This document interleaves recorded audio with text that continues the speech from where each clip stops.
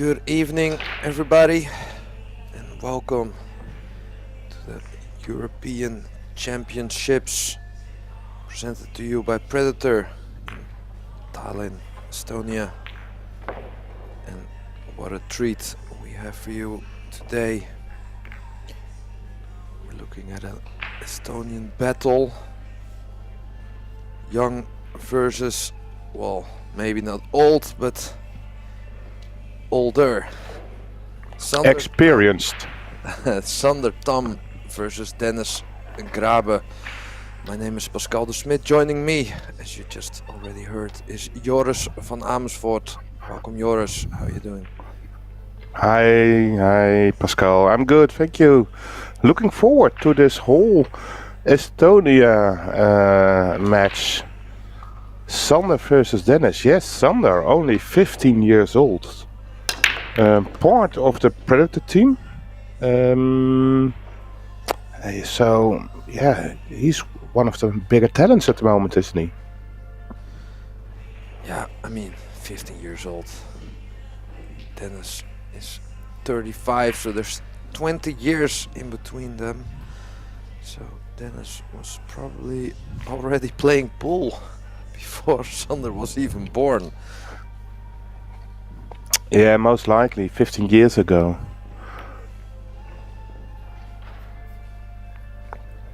So yeah, Sander is part of the Estonian Billiard Association and representative of the Predator Billiard Sports Academy, which is located in Tallinn, the location where this European Pool Championships is being held in Estonia, Estland. So, any predictions for this match, Pascal? Well, it's always tough, I feel, to bet against Dennis here. So much experience, and also what maybe plays a part, what is safety there, by the way, is that maybe Dennis, well, carries a little bit of weight, as in that maybe the young Sander looks up to Dennis. I don't know about that, how their relationship is. Just saw them laughing a little bit, so maybe he's very relaxed against Dennis, but yeah, he's so experienced. I think a slight edge to Dennis. What do you think, Joris? Yeah, I feel so too. To be honest, the eagerness, the hunger, I can really see in the eyes of Sander Tam. And Dennis is always more relaxed, more laid back during his approach. It sometimes even looks like careless, but that's not the right thing.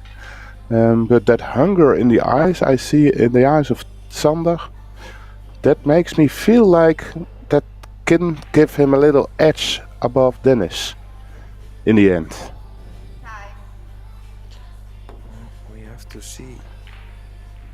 Only one way to find out, and already this is started out as an intense battle as they play safety after safety. He's now taking a look to take this cut on. Cue ball has to miss the 8. Must probably stay at the right side of the 8. But then of course don't scratch in the corner. Made the cue ball, made the ball, and cue ball perfectly missing the 8. Fell pretty straight on the 3 ball. So most probably drawing it straight back to where it is right now. That would be best possible, I think.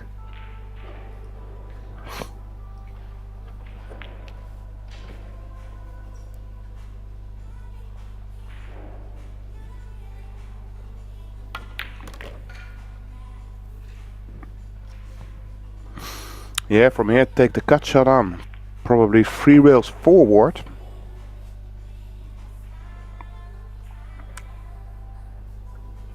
At least that would be my route.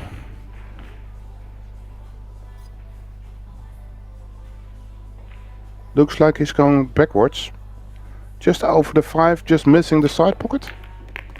No, he was going my route, but it did catch an edge of this 5 ball.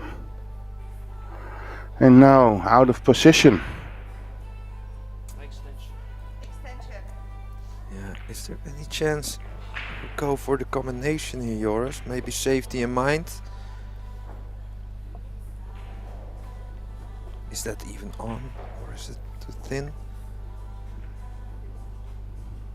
I think it's wise to shoot a full safety if that is on. Cut the 5 ball just past the 9, get the cue ball behind the 6 or the 8.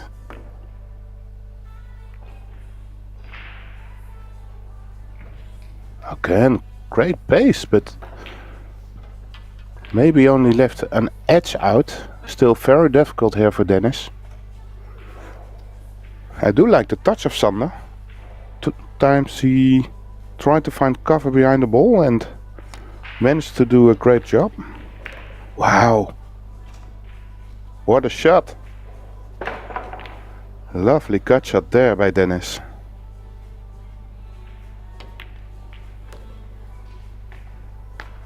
Dennis is looking for some rhythm as always. He's not waiting too long.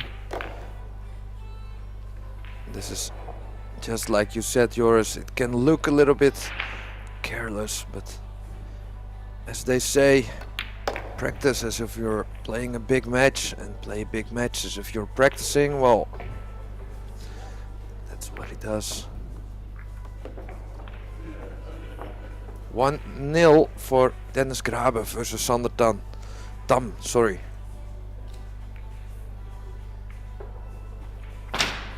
Just one small mistake by the young Sander, just clipping that 5 ball. So, and also Dennis breaking, so we'll be looking for a 2-0 lead.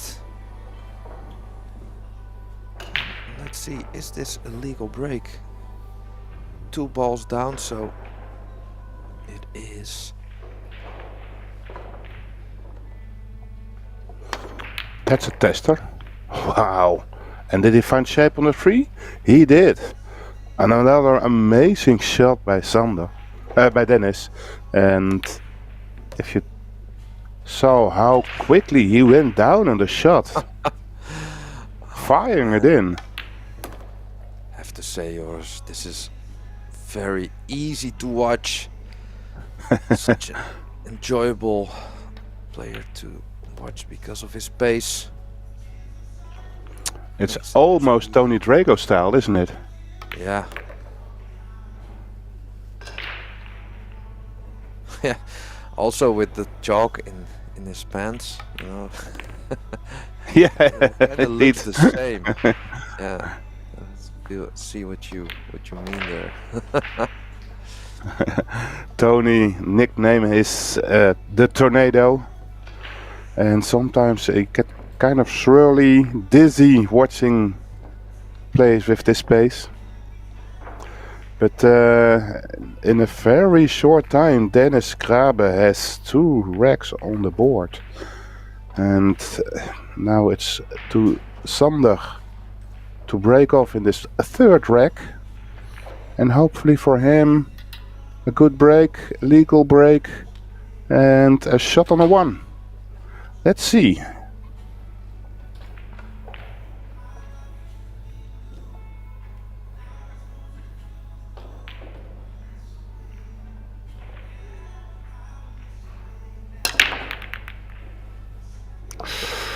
Well, that 1 ball really doubted a lot to fall, but choose to stay out. Therefore, it's a dry break for Sander, and that was the least that he wanted, because not only was it dry, it was also a shot on a 1, as you can clearly see in Sander. Nice cut shot. As you can see, the 3 ball does pass the 6, it's not a full pocket, but he landed very nice on that 4. So funny yours when, you know, sometimes I'm just looking up a stat or, you know, some info about a player, but with Dennis, like, like you don't get a don't do chance you? to not watch.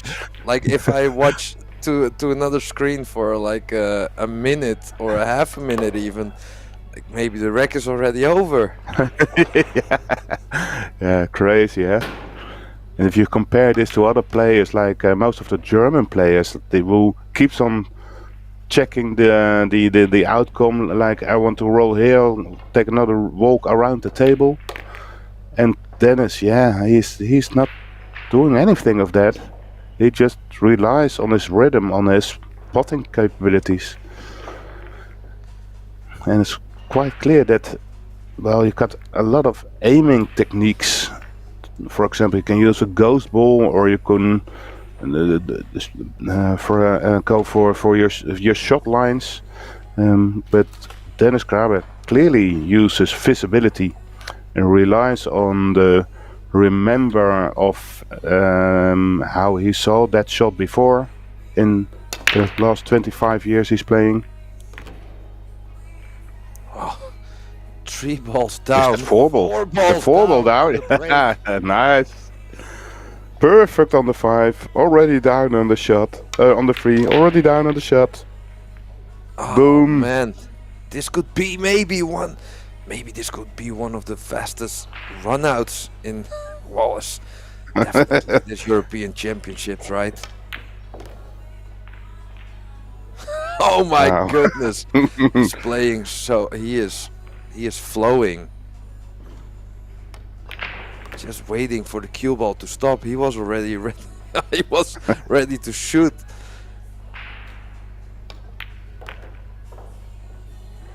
Wow. All right, so that's within 40 seconds of something like that. I didn't time it, but it's at least within a minute. Oh, we have to think of some kind of nickname for this. This is wonderful stuff to watch. Definitely one for the highlight reel. Wow. What a flow. And also, yours, what do you think the young Sander is thinking? It's also hard to not be impressed about that, I feel, and maybe to keep your own speed on the shots the same. Yeah, your own tempo. Well, to be honest, I think that's almost impossible not to be influenced by it. The only positive thing for Sander is that he, of course, is quite familiar with this pace of Dennis, since they're both from Estonia. So I think that helps Sander to not get involved with this how do you say that, overwhelming impression that Dennis is showing. Yeah, very dominant play by Dennis. And oh, I was just looking at the clock, and we're 14 minutes in, and it's already 4-0. It's including wrecking.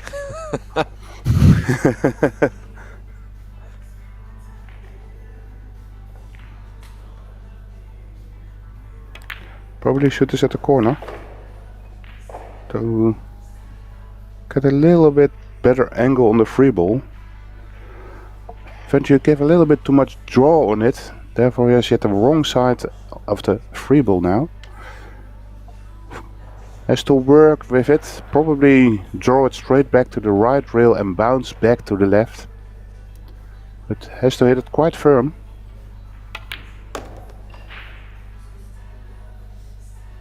Yeah, well played. Yeah, can cross over to shoot the 6 in the same corner, I think. Don't think he is straight enough to keep the cue ball there.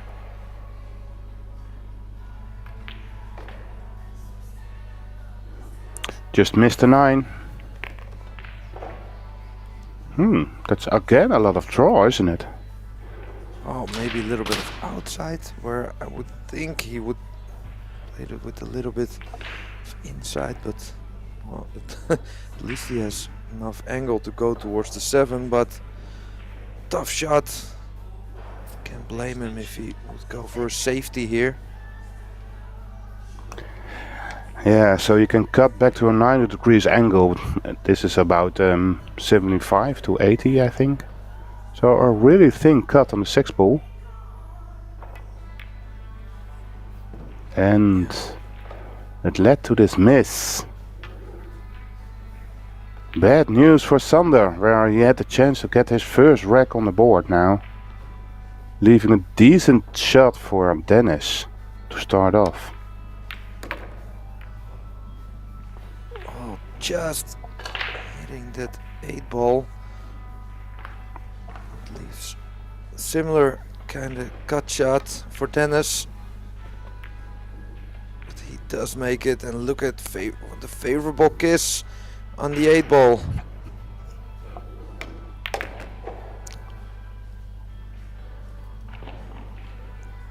Came up a little bit short there, Joris. Absolutely. It doesn't bother him when he's going down on the shot, but Well, yeah, it helps if you feel like play with such well, if you have such a high tempo, you don't have time to think or to get scary for such a shot, you know. Dennis is just going down and shoot it, and that's a bonus if you play with a high speed. Low speed just gives you so much time to think about, oh, that was horrible, oh no, maybe I missed this one, and he's just smashing them in.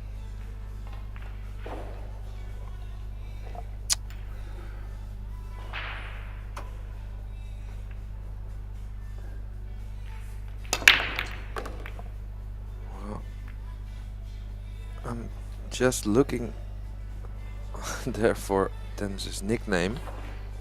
I'm not sure, but it says Mr. Grapefruit, which is pretty funny. Grapefruit. Oh, look at that! He made the 9. Wow! What a sneaky bastard! And that smile. Okay. Wow. That goes really fast. Yours, this could be possibly the fastest match of the European Championships. Well, maybe ever. 6-0 for Dennis. I have to say, Mr. Grapefruit, we could maybe add like something, a speedy grapefruit, because this man is like a missile, so fast. The young Sander still looks very composed, but oh, he knows 6-0 down. Losers qualification, so single elimination. And he has a really small chance of winning this match against this very fast Mr. Grapefruit.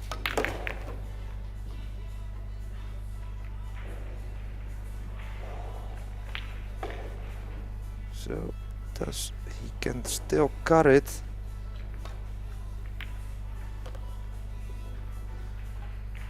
Well, I was just gonna say, was this the first mistake by Dennis? Then he made a shot, and then he ended up totally hampered on the 9. This isn't easy. Yeah, even for Dennis Grabe, who is on fire. That was a little bit too difficult.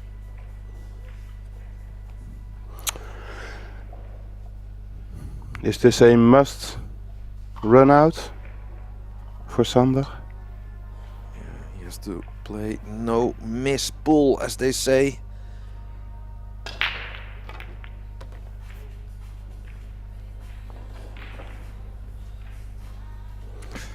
leaves more angle than he wanted on this 5 ball. Has the option to draw it straight to the short rail. Of course, he can top spin it and play it free cushion around, but then he probably leaves himself another angle on the 7. I still like to go 3 rails and leave a big angle on the 7. And go up and down again on the 7. Yeah, or up and down, or maybe 3 rails. But then at least you're sure about that you have an option to go to the 8 ball. If you got somewhere just in between, I wanted to say. Well, at least you can say he got the guts to go for the shot.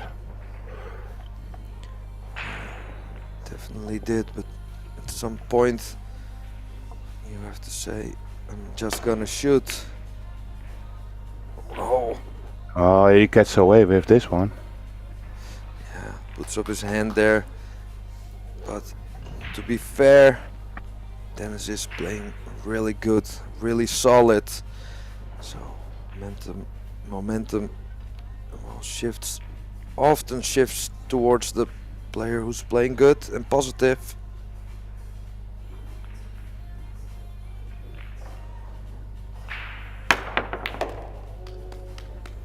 That's a nice jump shot. Where's the cue ball? Close, but I guess another bank is available, I think. Just past the 9 ball. I think it's there. He's taking a look at that right now. And if it's there, I can hold the cue ball.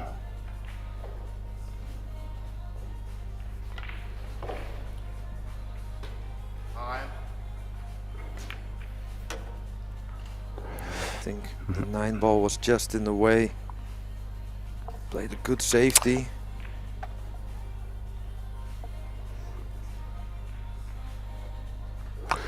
Now Dennis is going for his jump cue.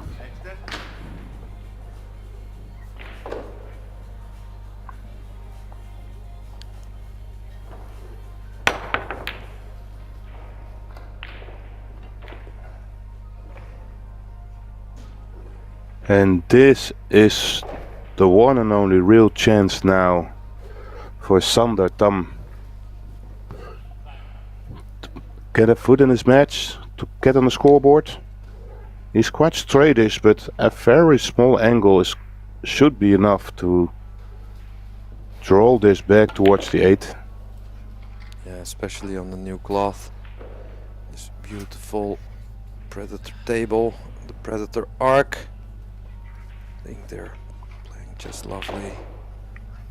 Looks really good and solid. The rails react very naturally, I think.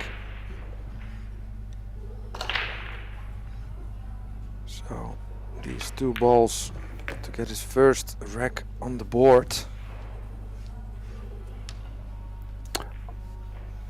Made a smart move to play that stop shot and leave the cue ball in front of the side pocket. That makes cueing a lot easier. You can see that right now. Oh, he's dead straight. Yeah. Luckily, he has that side pocket. And there it is. Yay! That was nice. A nice moment there. Yeah, he knows. I feel at this point Sander is trying to make the score a little bit more representable, knowing it's the alternate break format, so he's not gonna have a lot of chances, probably not a big chance he's gonna win this, but at least try to make the most of the chances you get. He's already down, obviously. Yeah, must be nice, Joris. This must be nice to be so good, play so easy.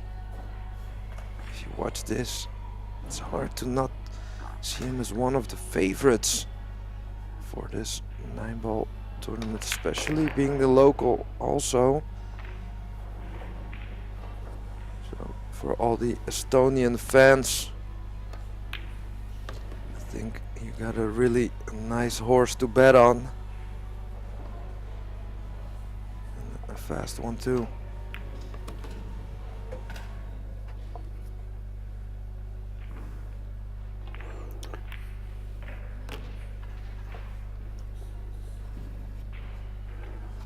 I think Dennis is singing in his head, like dum dum dum. Oh, another walk in the park. Dum dum dum. Let's shoot this 9.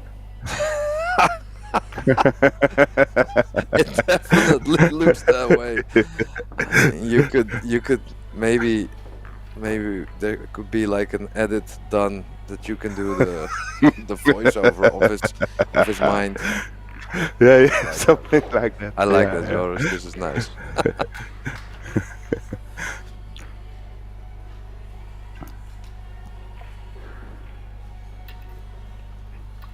So, 7-1. Break and run needed for the young Sander Tam.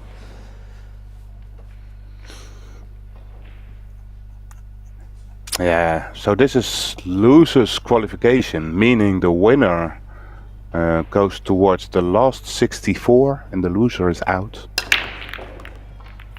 So there are already 32 players qualified for the last 64, and the other 32 players will qualify through the losers round will be drawn against these 32 winners.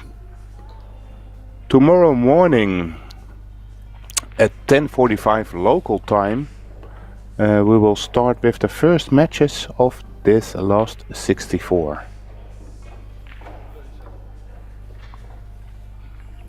Dennis stayed in the chair. Doesn't even bother to take another look. And he says, well, go right ahead, Sander. Show me your jumping skills.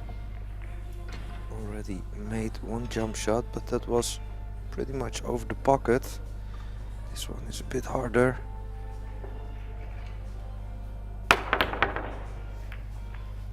Mistimed it a little bit. Yeah, I thought maybe he was gonna be a little bit lucky there,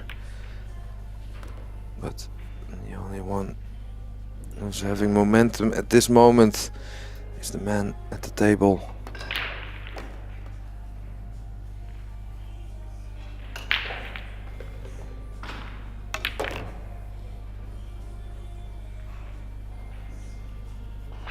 He just feels the speed of the table so good, Joris. Absolutely.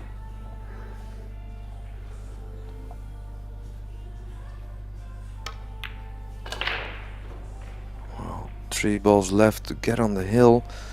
I think the 8 ball is available in the side. Must be, because he played shaped for it. So I just blinked my eyes on the free ball. Oh, it's already done. And Dennis Grabe is on the hill, leading comfortably 8-1. Now, also big shout out to the production team. Sorry there, Joris. Never mind. For just switching the cameras over fast enough, and the cameraman be able to follow Dennis there. It's gonna be tough. Those guys are working very hard at the moment, I feel. Yeah, right, absolutely. This is kind of a sport for a cameraman to hold this up. Does that tool ball cut back to the side, or is that too thin?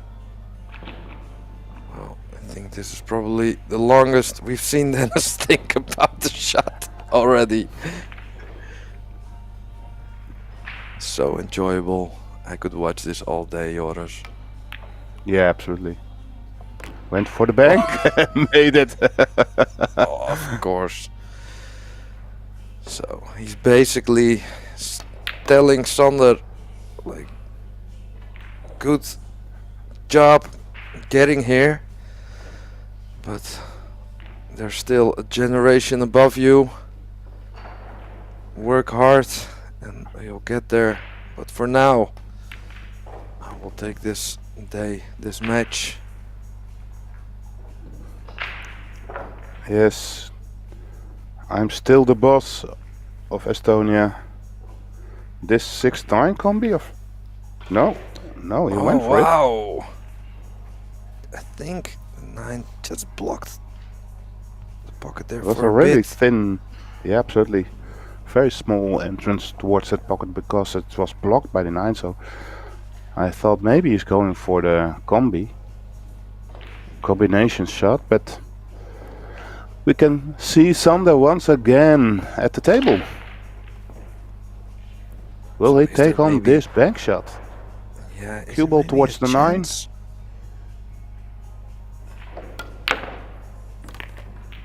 Fired it in. Oh Where's no, the where's cue the ball cue going? ball? Oh no. Not even We've seen Lady it all. Luck is helping him.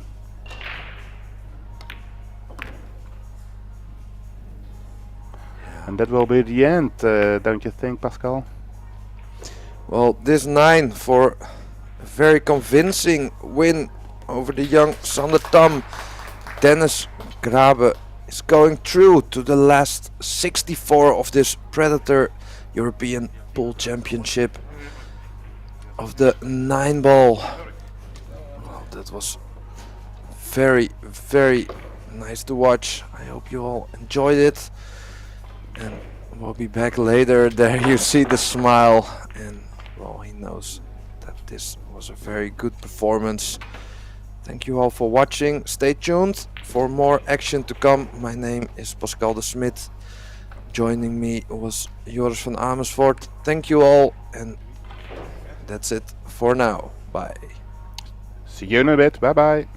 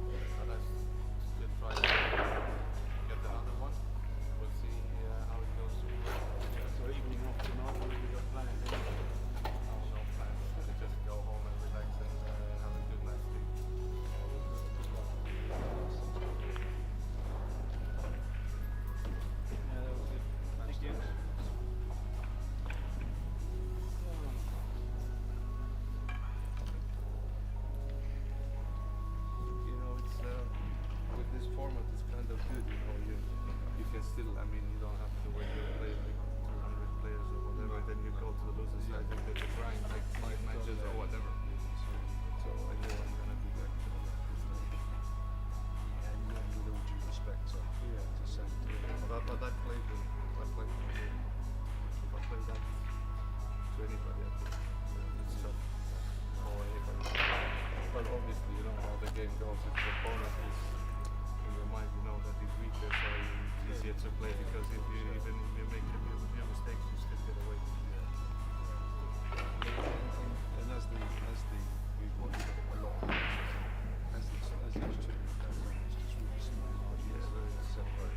I also made the last 16 hit ball and then I lost the game also. So Sanjay made a run of it. So it's all hard when you said like whoever gets some balls and whoever gets the draw and whose day is it. Absolutely, yeah. It's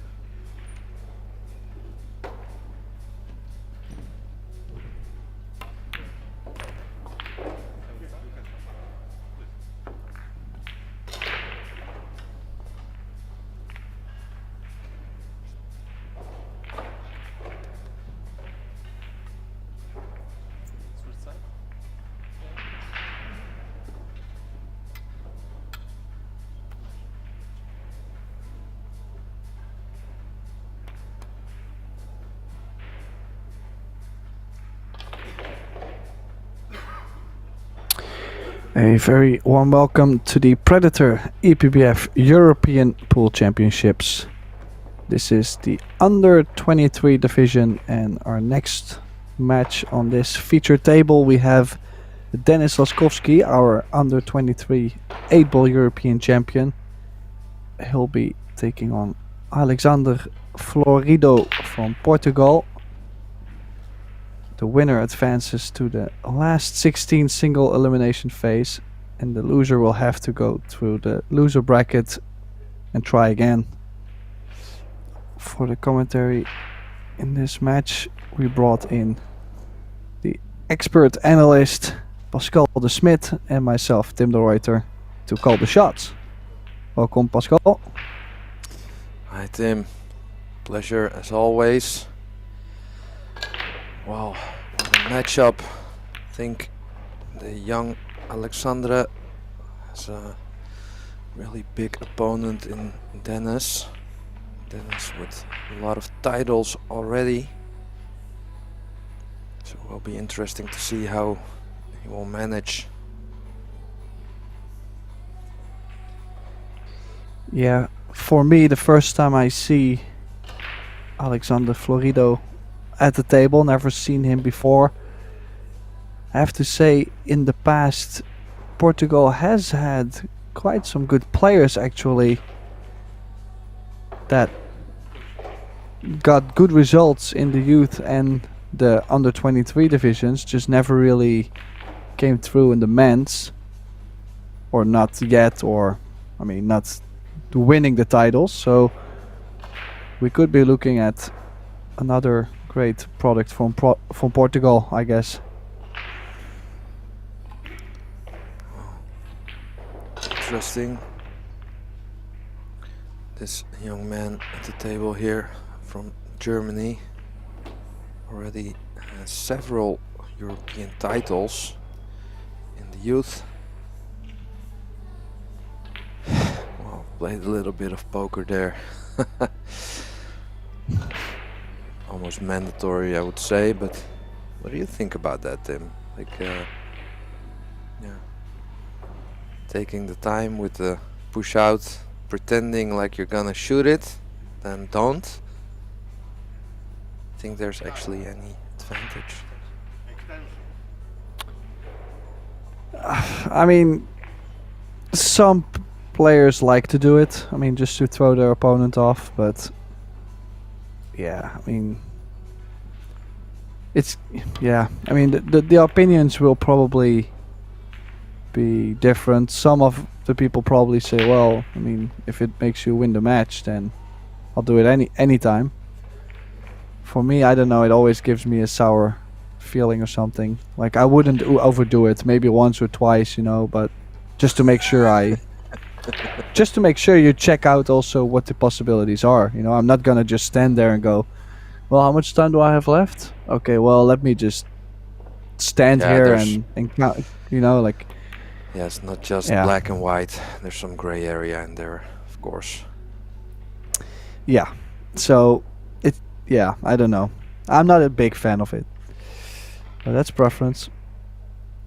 Well, in the meantime, great opening shot by Denis. How's the pace? How's the pace? Looks good.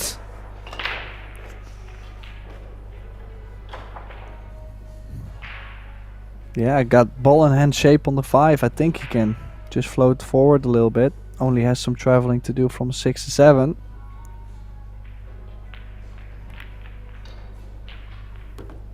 Yeah, the first two shots were the difficult ones.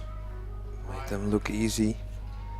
I can also say with that second shot, he already has a good feel for the table. Both players have the option of one rack to warm up and to get used to the table. TV table a lot of times plays just a little different than the other ring tables. So just need to compose himself. This young man has a lot of experience. So should be okay here. Yeah, and also with the shot clock at the table, you would have to say things will favor Dennis a little bit more than Alexandre. Just because he has been playing a lot of these events. I also remember I seen him at the WCBS event. It was like a continental competition in American pool, hayball, snooker and three cushion. Dennis was part of, well, there was 2 Team Europes. So either Team Europe A or Team Europe B, he was part of it. So this kind of tournaments, experiences definitely will help him here in this match or in this setup. Competing against, for example, a Alexandre Florido, which we've never seen before. So yeah, will be tough for the Portuguese to hang in there. Yeah, I also checked out their Fargos. So for anyone who doesn't know, it's a measuring system. Measures, well, it saves up all data about who you played and what the level of those players are. It's not like always, well, set in stone, but it's a good way of just checking, to having an idea of the level. And Laskowski has a Fargo of 768 and Florido 665, so that's like 100-point difference, which on paper is a lot.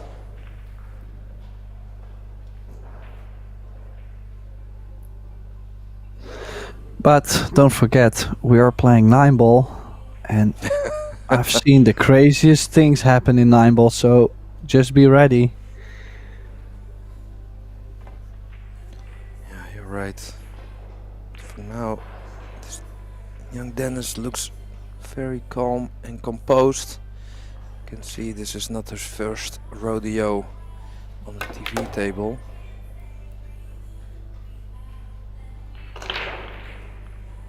Look at that for Pastem.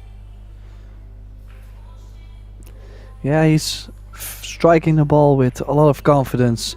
What is difficult to do, drawing the cue ball in the rail and out, and landing straight on the on your next shot. He did perfect. So all the hard work done. Now just leave yourself a little angle maybe on the 5. I think with these first 2 racks, he's already putting some serious pressure on Alexander, who's just sitting in his chair to watch, yet to make his first rack.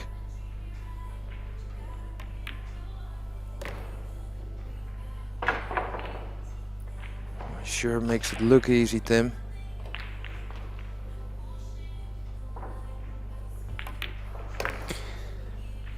Yeah, so 2-0 head start for the German, looking to qualify as soon as possible and probably go to bed, get some rest.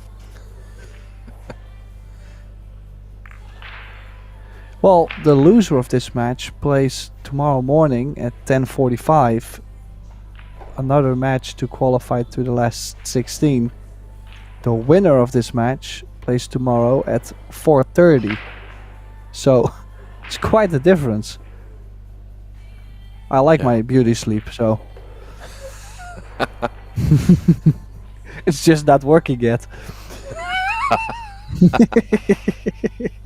But still, it's good to have it.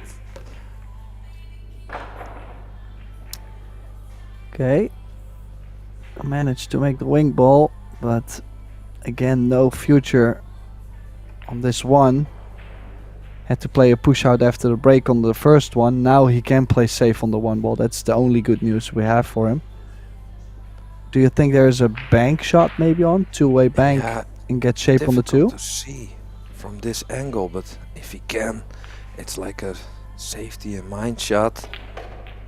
I think there's a way to just go above the 4, maybe in between the 4 and the 2. Yeah, I just went full out for the safety. Can't blame him. But did he left a gap? No. It's a good shot. Just a gap. Oh, For the easy one railer.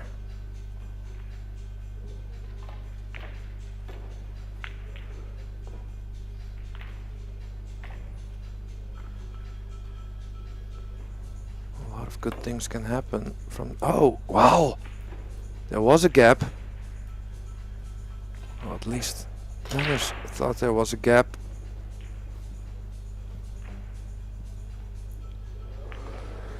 well, effective safety play. Got the ball in hand, and now the run out really is not much easier. Yeah, I like going in the top left and go long rail towards under the 4, but is he going to play another safety here, Tim? Maybe getting closer to the 2, potentially get a 3 foul. So Well, this is a great second safety actually, and one thing I do like a lot is the fact that he got the 1 ball very close to the 9-5 as well, so in case he gets another ball in hand, he could go for a 3rd foul. Could also go for the run out, but if you have someone on 2 already, you might as well.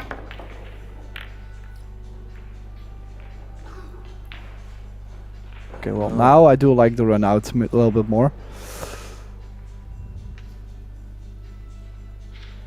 let's see. So maybe the 4, if you can land pretty straight on the 3, the 4 can go in the top. So it's not very straightforward, but it looks very doable.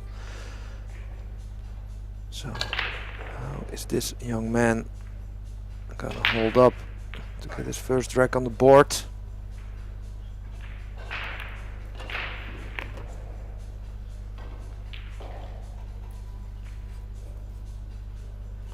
So, question for you, Tim. When you're on with a referee, normally you as a player have to tell the other player that he's on 2 fouls. When you're with a referee, are you still, is that your still your job, or is the referee gonna tell that to the player? Well, as far as I know, and always experienced, it was the referee telling the player. Oh, we're gonna see now, because you could see him, I think, say 2 fouls, just to be sure, I Well, guess. There is a difference in having an active referee and for example a area referee or a referee that does the shot clock. There is a difference. So in this case we have one to do the shot clock, but that referee will only interfere with the match if a player asks the referee to do so. That's Same a for good like point. shot calls and anything. So in this case it's definitely up to the player.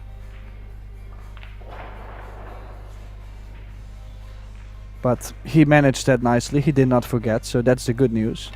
Now there is some scratches possible on this 3 ball as well. It's a little easier to hit, but could scratch. And he's on 2 fouls.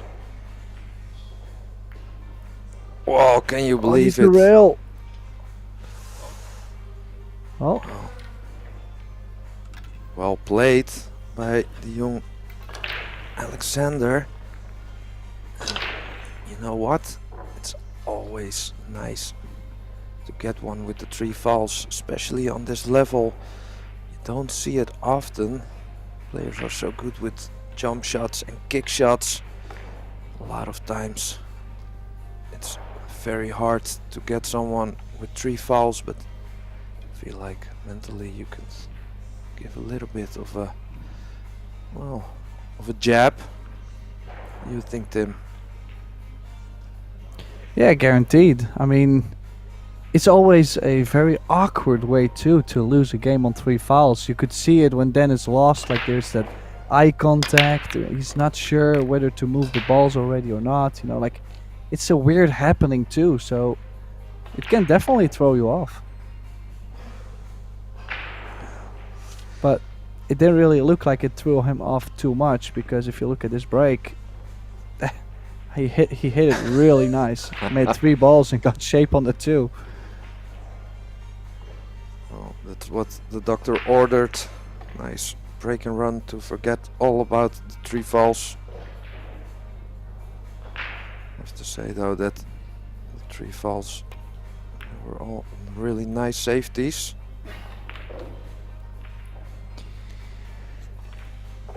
Yeah, the only thing that could stop him from breaking and running this rack was probably the 2 ball, as the scratch was quite close. Had to kill the cue ball to go forward, but not too much.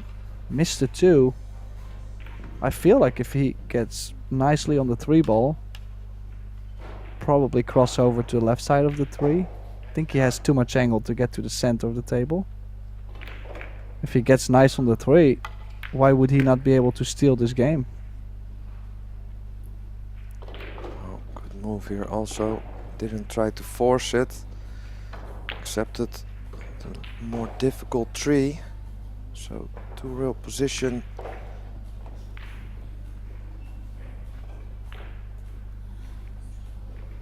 Key shot, you would say.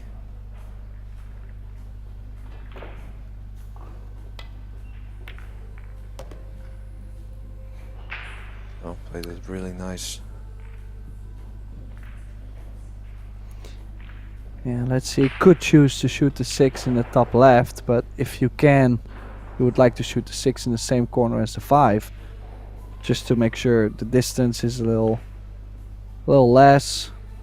And also, if you get dead straight on the 6 ball, to get to the 8 is not as comfortable. So would like to have a small angle. And also feel in that shot, sometimes it's easy to give yourself too much or not enough angle. To where if you play to the top side, most of the time you're good. Yeah, you have more margin. Also, you have to shut off the vision to the side pocket. Although you know you're not gonna hit it, sometimes it's in your vision, your view. Can be throwing you off a little bit, but made it look easy. Bit of a long 8 though. It's a bit tricky still for beginning of the match. I have to say, if you look at his technique, I like his shot routine. Like the way how he steps in line of the shot. You see this whole routine. It looked really straight on the 8.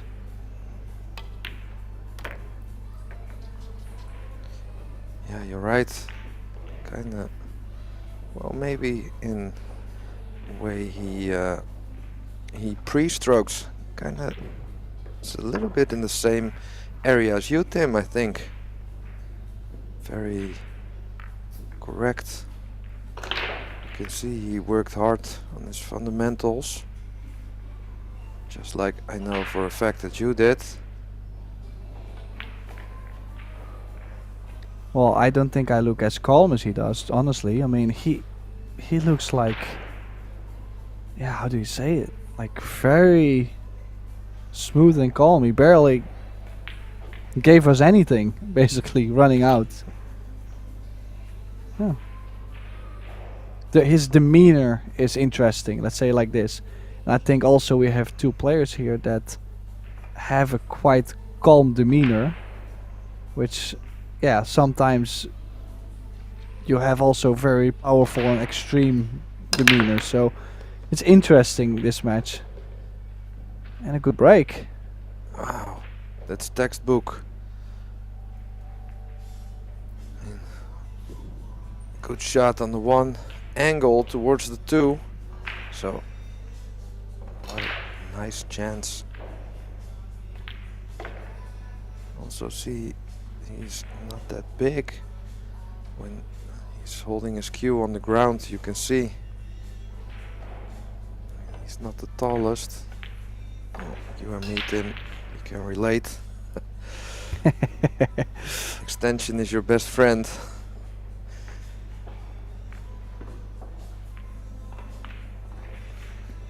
Yeah, maybe a little bit more cut on the 1, so it's not that easy to get, for example, the 2 to the side pocket. Not too sure if that 2 ball does go to the top left. Well, I think it Oh. does. I found it an interesting choice to let the cue ball float, but yeah, from this angle I would say it just goes.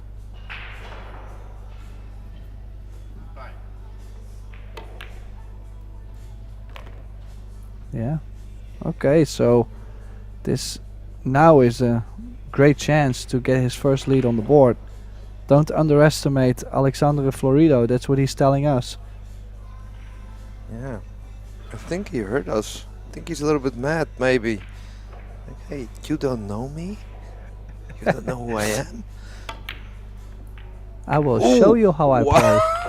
Ooh. Well, that I almost looked like he heard me there. Exactly. That was karma. Wow. Sorry there, Alexander. Sometimes I forget Oh, how got much influence we have, Tim, on the players. Yeah, the jinx is real. I want to say though, I Got mean, him. I do like the fact that he takes, you know, he takes a decent amount of time around the table, and I like his pre-shot routine. Like it looks like everything is quite clean. He doesn't really punch the ball much, as a smooth stroke. Like I like it. The only thing which I would like to see probably mid match, like in the middle of this set, to maybe see a little bit more rhythm happening, because this could also eat all your energy, and then you will see when you get probably to 6 each, 7 each, you miss that one ball because you're drained. Yeah, it's interesting. I think you can also train that to some extent, to have a longer focus, if this is his way he plays. And I do have to say, of course, we play with a shot clock, so it's not like he's thinking like really long. Feel like it's not like super exciting. I just came out of the match of Dennis Grabe, who was, well, he was done in 30 minutes with this match, race till 9. So he was absolutely flying. And this is definitely something different, but I don't feel like by any means it's like very grindy or slow, but more like calculated maybe. Well, so far so good. He's almost straight on the 9 to get his first lead in this match.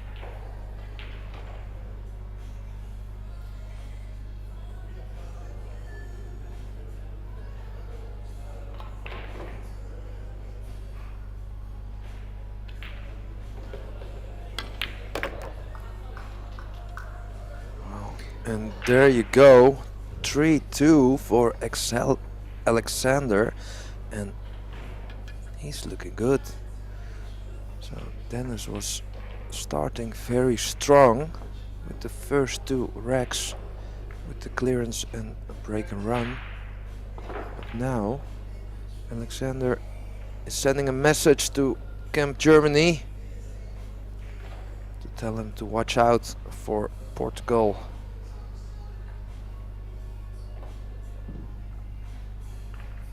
Let's see the response of Dennis.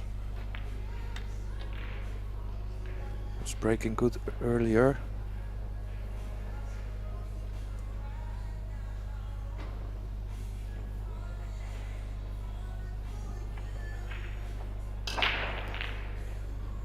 Well, did break the balls great. Oh, look at this. Oh, that 2 ball is saving him right there because the 1 ball hung up. If he had made the 1, it would have been a legal break. Now it's illegal. Could have sold out the farm, but the 2 ball got right in between. So Alexander is giving it back to Laskovsky, who can now play a push out.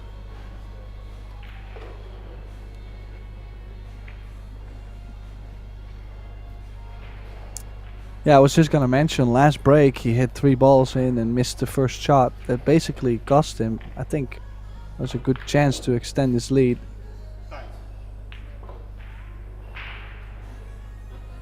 Basically went from 2-0, I believe, or 2-0 or 2-1, went to 3-2 because of missing that ball, I feel like. So what do you see here, Pascal? Well, I see, and I know for sure that you see it too, that I think the bank is on. But I'm not sure if he wants to go for it, of course. But I think there's a path. Well, from this angle it doesn't look on. From the overhead it looked on, but I don't think he's going for it.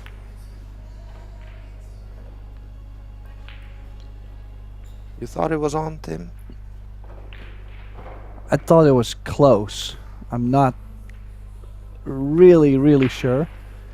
The problem I also had with the bank is to where even if you wouldn't make it, where are you gonna leave the cue ball? It's not like it's near the other side of the table. If you do make it, you're not gonna have so much shape on the 2, so maybe too aggressive.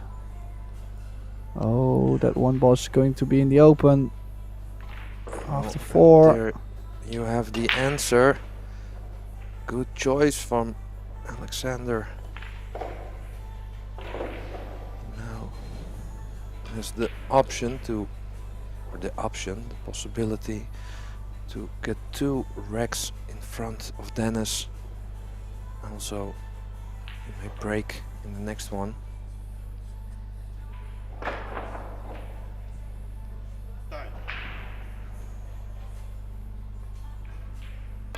Yeah, will be interesting to see. Oh, okay, I wasn't expecting him to take that route. Was expecting to go maybe in between the 6 and the 9. Shoot the 2 in the top left and bring the cue ball back down. This is super tough to get to the 4. Has to spin the ball in between the 6-7 to the short rail.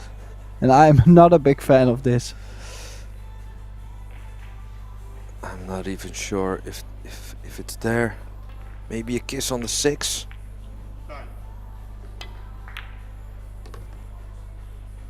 Oh, he found a way to cross over. Wow. He's hit that great. That's Just maybe slightly straight, but hey, I'll be already happy. Effort. That was a really good effort.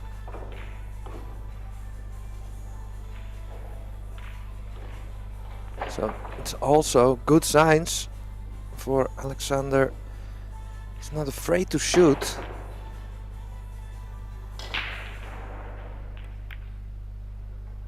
And he's also not afraid to play safety where he thinks that's the best option. So I really like his composure and his demeanor. Like you said, Tim, looks really professional. Still very capable of thinking correct. More pressure on Dennis. Yeah, kind of looks like he does have some experience to, like, in the match play division more. Like, if you look at every time he has a shot where he feels he can miss it, he knows, and he plays a good safety in general. Yeah, and that's very tough to play against. when you know that your opponent isn't going to take, well, a lot of crazy risks. Expect a good safety here. Yeah, would like to glue the cue ball with the 5. Didn't get there, and there's a window between the 8-9. But we've seen Dennis play a similar shot like this before, where just he gave thinking ball in about hand. that. So, That's well, maybe brutal he's too. thinking about it too. It's pretty harsh to bring that up, Tim. Well, I'm more saying. I'm more saying, like, if you start to think about this, like, you recognize, hey, I had a similar shot like this and I messed it up. You could mess up yourself by realizing, you know. So, but he played a really good cue ball there.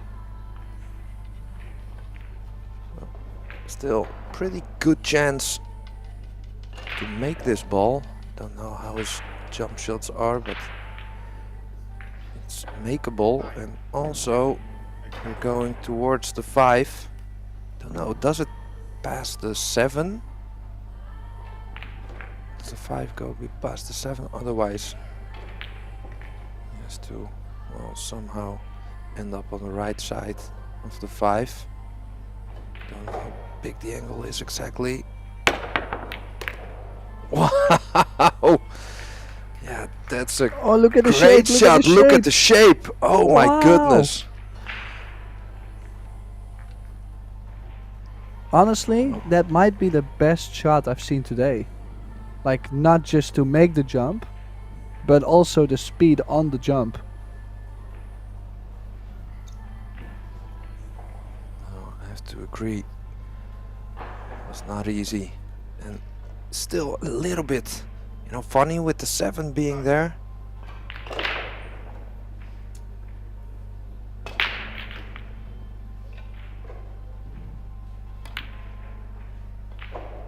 Yeah.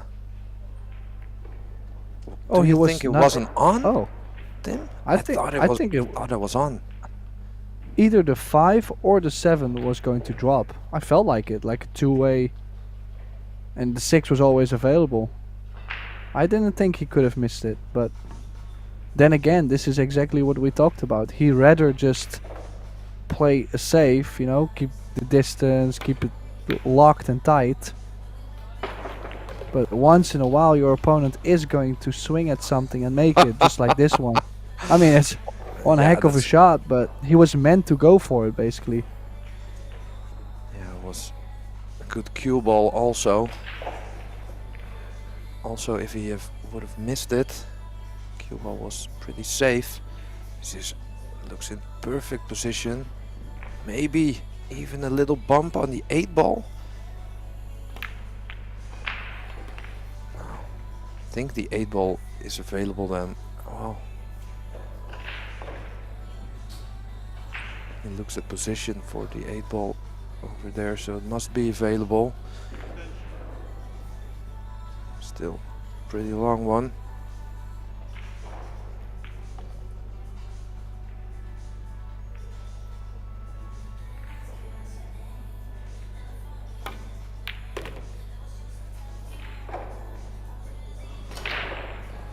Oh, maybe it wasn't. How about this one for speed control, Tim? Well, you can definitely see that he's been playing quite some matches on the TV table before, because he did win the 8-ball title. You can see because his speed control overall has been well. It's just that he made a couple safety errors, I think. Like he gave ball in hand. He did the 3 foul, of course. I think he missed 1 ball. He missed the 2 ball to the corner. It's nothing speed related. Everything speed related. Dennis has played pretty well. Yeah, 3-3 in the race till 9.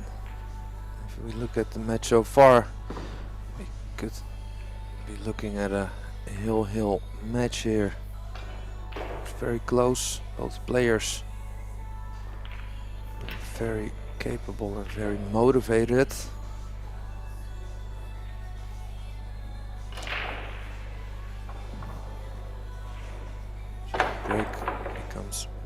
important.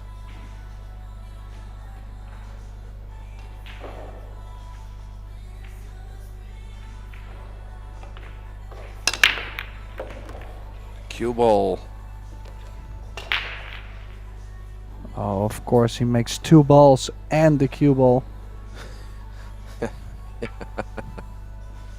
And yeah, well, I'm saying like the last couple breaks, like he had 1 breaker run, but wasn't as nicely struck as this one actually. It's just that the cue ball disappeared, but making the balls wise, this was a better break.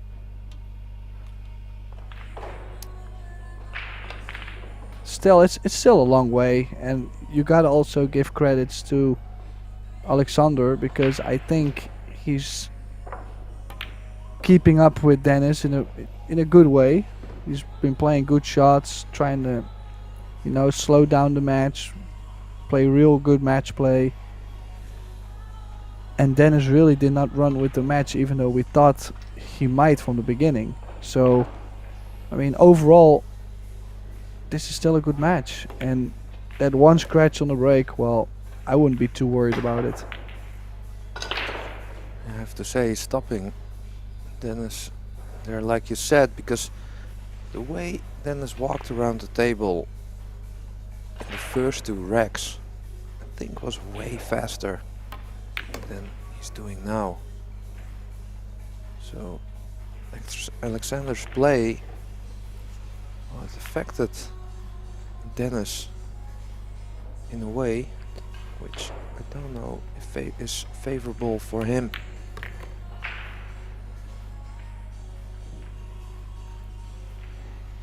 Still looks solid though.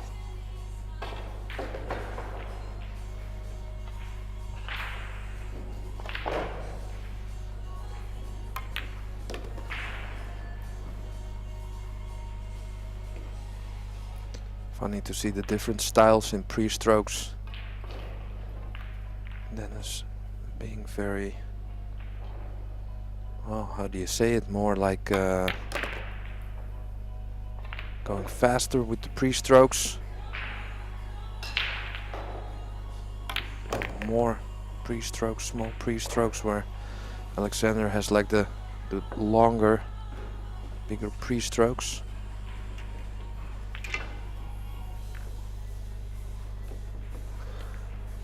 So Well, did get the job done there, Laskowski, after that scratch on the break, and is now breaking the ball, so possibly could make another run to at least get some distance in.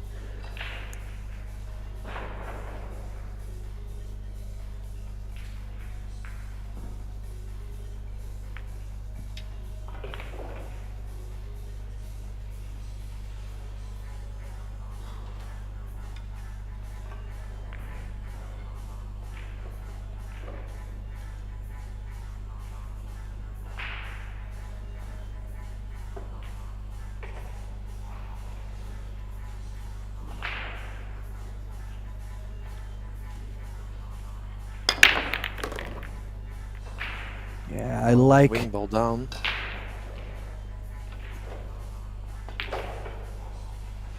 Oh, Sorry, Tim, and what he's you got. want to say? Well, I like the break. I mean, he just. Well, I was gonna say how thick he hit it.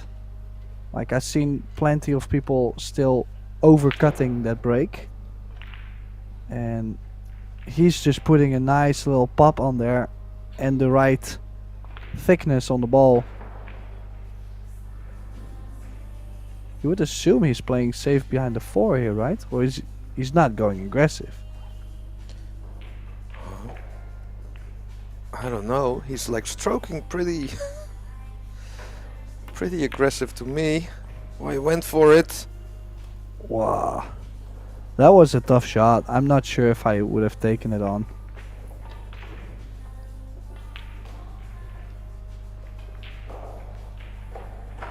Either way, good chance here for Alexander to get back at 4-4.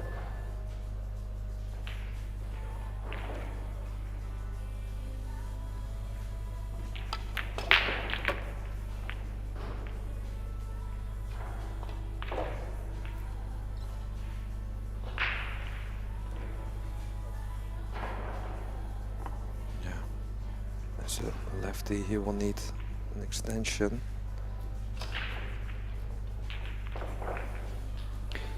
Well, also in 9-ball, especially with making like, let's say 2 or 3 balls on the break, usually it really comes down to like only one shot.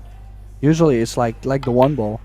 If Dennis had made it, he would have been in this position, and yeah, this is most of it is like routine for the pros, you know, like he doesn't really have to do much, just gotta make sure he stays decently close. So it all came down to only that 1 ball. Oh, he can't reach it really. Ooh. I've seen one thing I noticed about his game is he left himself pretty long a few times. Do you think there's some kind of part he's doing that on purpose with his reach, because he's a little bit smaller? Or do you think it's just, well, wants to go closer, but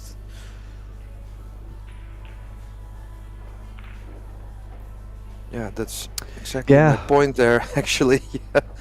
If you leave yourself long all the time, especially when it's getting more heated,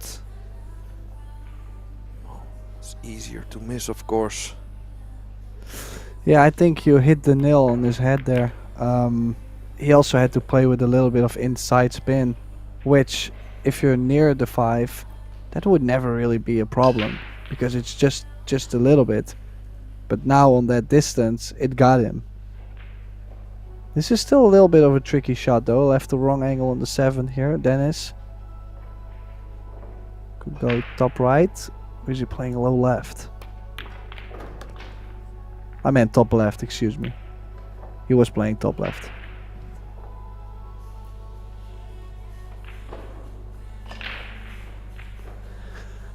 So a little bit of a steal, or at least stealing his game back after that break, but yeah, I wasn't really expecting him to get back to the table, honestly, because there was a great chance for Alexander to tie the score, and it looks like Laskowski will have, oh, maybe some nerves. Looks like Laskowski will have that 2-game advantage, which gives you a little bit of breathing space. Yeah, also was, of course, he left himself, Alexander left himself pretty long, but he also had to shoot that shot with the long extension, being, well, stretched out all the way. So maybe can't really blame him for not shooting that really hard, but it cost him there. So did that affect his confidence? I can see that now in Rec 9.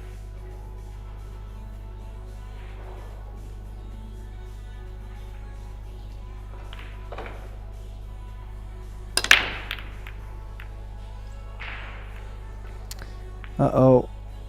This is exactly what I meant earlier. That overcut. And I just think because he had that scratch in the side. I believe it was the side, right? Where he scratched. Yeah. Yeah. So now overcompensating to go slightly thinner. Yeah, and if you start losing the break, then things can go real fast in 9-ball. Do you also, I'm not sure, was this an illegal break also? I do think believe one so. I ball don't. went in and out, but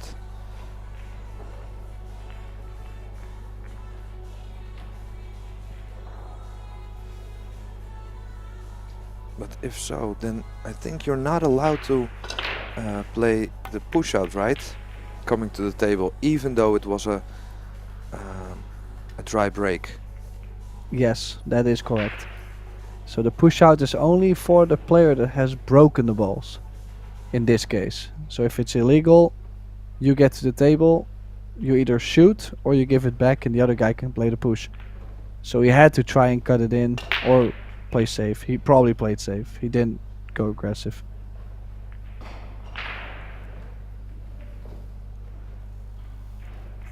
Well, easy safety shot here, shooting the 1 into the 2. And could spin the cue ball with left 2 rails back towards the 6. Oh, he decided to kick at an open ball. Got the distance in, but you don't see that very often, you know, when people can hit the ball directly. They don't kick at the ball for fun. There was pretty well, the shot like you mentioned that was on, I think. I felt was also more easier than what he tried.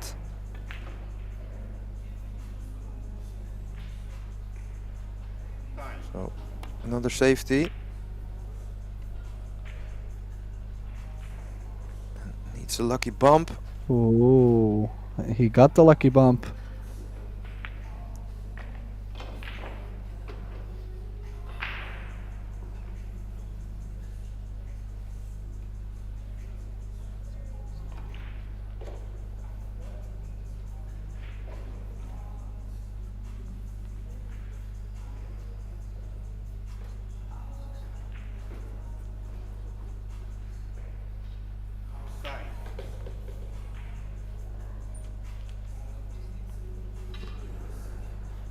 So let's see, he won't be able to kick the 1 ball in. Oh, he's found the scratch. Yeah, like I said, if scratch on the head, double scratch. Nice. If he also loses the, like he is gonna lose this rack on his own break. Mainly the first mistake he made was not breaking the balls well. Then now this happens, Dennis will be breaking after this. Before you know it, you get back to the table, you're down 7-3. And basically feel like, well, I started off well, what happened there? That's kind of how it's starting to look. Of course, it's still a long way to go, but this is a nice opportunity here at least. Yeah, just got far enough to, so he can bridge in between the balls. It makes a big difference. Did you consider playing from the 2 to the 3 in the left center pocket? Oh, I have to say, I wasn't focused on that shot there, so I'm not really really sure what you're talking That's okay. about.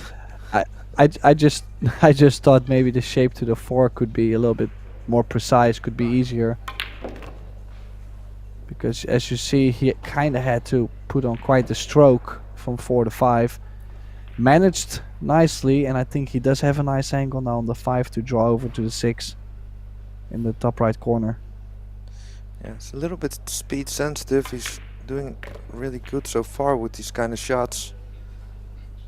There you have it.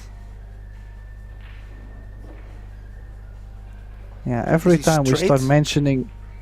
Yeah, I was gonna say, every time we start mentioning his speed control, he seems to get straight or get out of line, so we should stop doing that.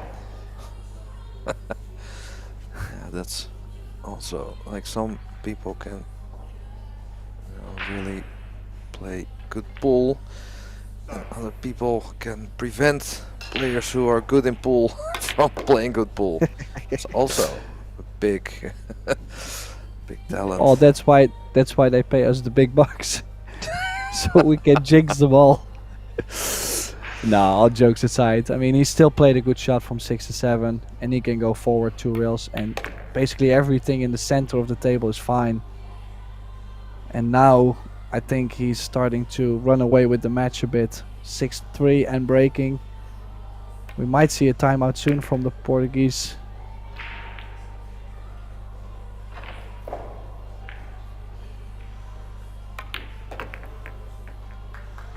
Looking really solid, and with the lead I'm also feeling that he's starting to play a little bit faster like he did in the beginning, and that's maybe what you said about Alexander's game when it's going mid-match. I think when you have different gears, that can at least, well, help you a lot with energy. So he's trying to get a little bit of rhythm going, a little bit of flow. Oh, he could really give a slap in the face to Alexander by making a break and run here. Whoa, where's the 9-ball going? Where's the 9-ball? Oh boy. Oh, it's there. Oh wow, that's gonna be that. Talking about a slap in the face.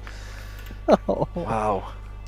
Oh, because you know, actually he broke the balls not so great. He did not make any of the standard balls.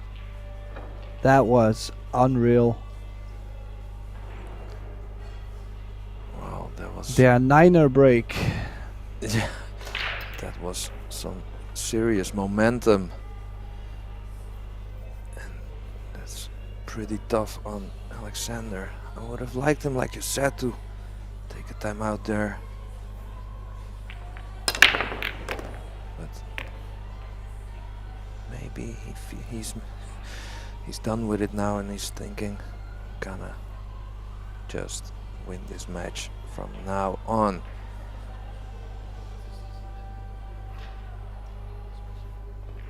Well, hit the break slightly thinner again. So cue ball will stay near the bottom, as you can see, and a long 2-ball.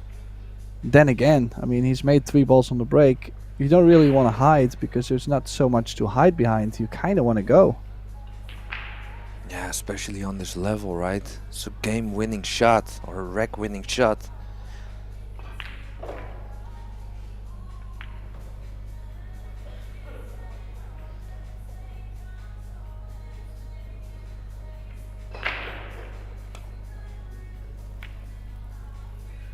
Went for it. Yeah. Well, also I felt like it's most common to miss that shot thick because you're trying to hold the cue ball. So do you have some kind of trick maybe you tell yourself or you do on these kind of shots to make sure you at least make the ball? Well, with this shot I would have liked to play just a hint of inside also, to make sure I have some thinner contact, and in this case it would have also helped with position, I think. Yeah, on that distance, especially with that speed, that's tough. He kind of rolled it.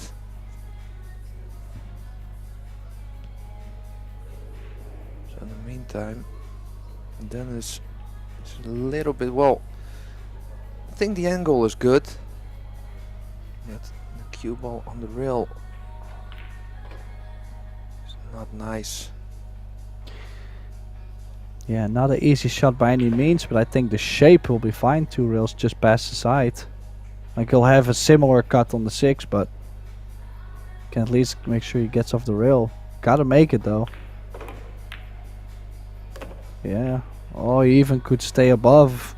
Play the drip of inside, nicely done. You see him basically from 4-3 where it could have been 4 each.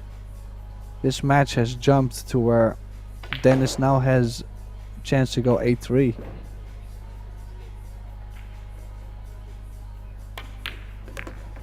Oh, that went a little bit.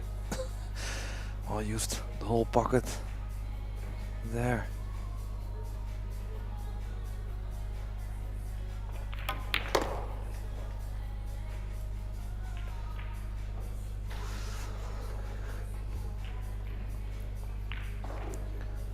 So 2 balls to get on the hill.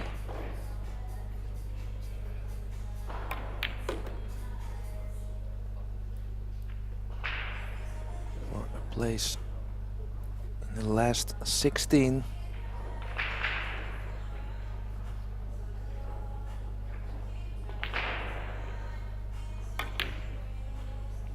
Oh, wow, Tim. Wow, can you believe he missed that 9-ball? And look at the roll he's had too. I can't believe it. Wow. This is a moment for Alexander to tell himself that he's not unlucky that the ball went to the short rail, but that he's lucky that he has at least a chance. Wow. Snatching up this rack. Well, would you consider a safety? I personally would bank this to the bottom right, bring the cue ball 3 rails back down table, like 3 rails to the bottom short rail. Don't pound it, you know, make a smooth stroke to where the 9 with decent speed has a chance to still drop if it catches the long rail. Well, I would go all out for the bank. I would feel has the best chance with no scratch. How about this one? And it's in! It's in! What a shot Oh my from the 9. goodness, What this could be what a steal. this could be a big momentum changer, Tim.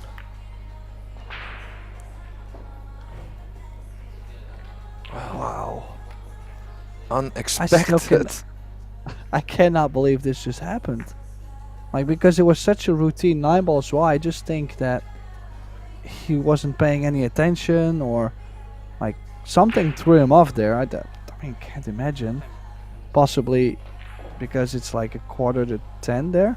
Like maybe fatigue, maybe long day. I wouldn't know, but wow. Still, you would think a player of his caliber make that 100 out of 100. But as you can see, it's 99 out of 100. And that one time was just now. Yeah, I had a feeling Taking- this was going to happen.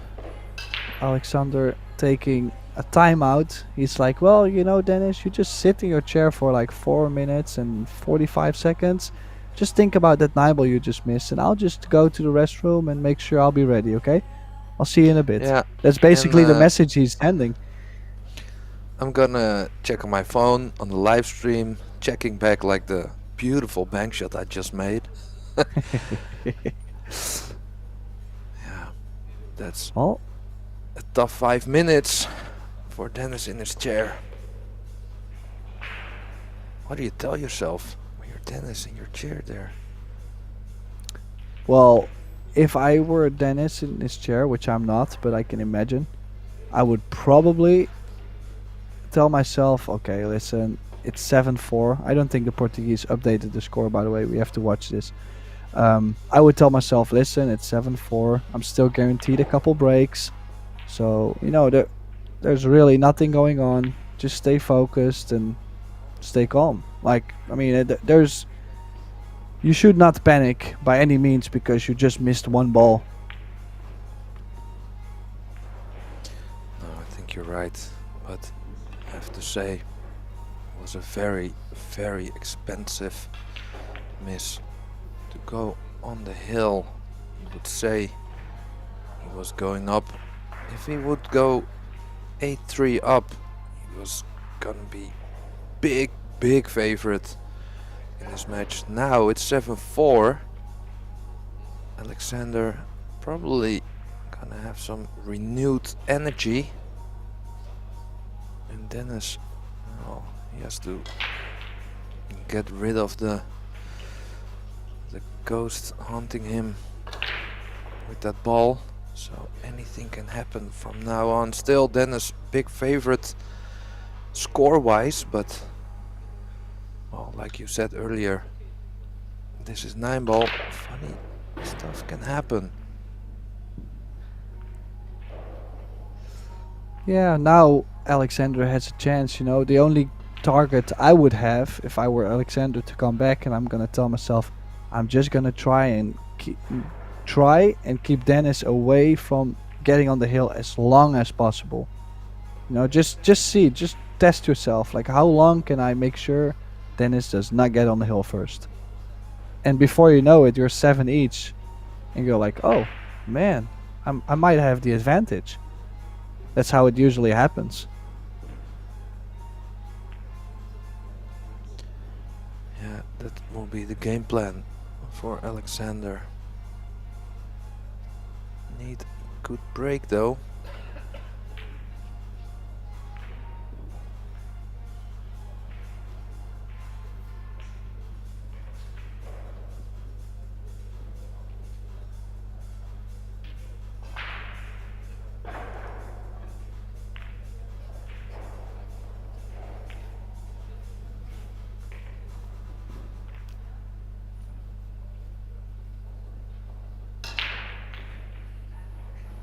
Well, let's have a little look across the room, because we have obviously more matches going on at this time.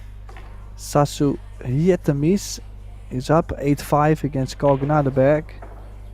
You see on the other table, Carl just ran out, so that's about to be 8-6, I guess.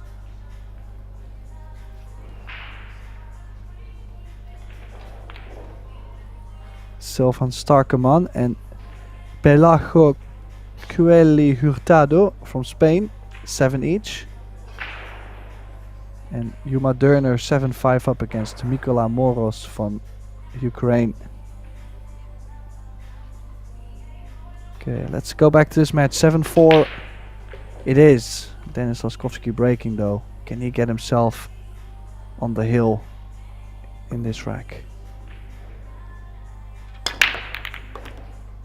Well, one ball down, two ball looking to go over the side pocket. Is this cuttable? Still. Well, it's illegal. It's an illegal break. Oh wow.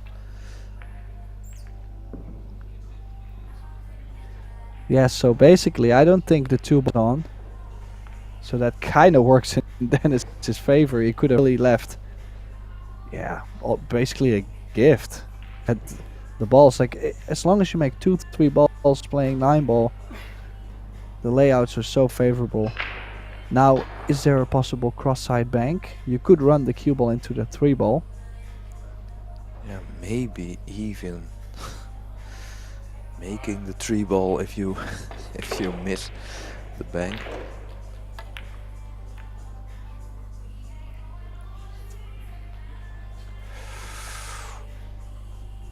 Well, he went for it.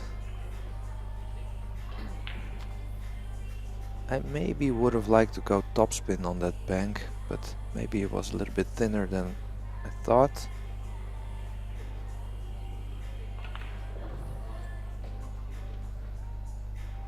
Well, I don't think the bank was too tough, but it's the combination of the spin and the speed.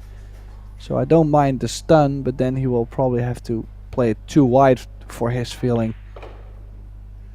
Now, the 2 might not go in the corner, but it does go in the side. Very speed sensitive though.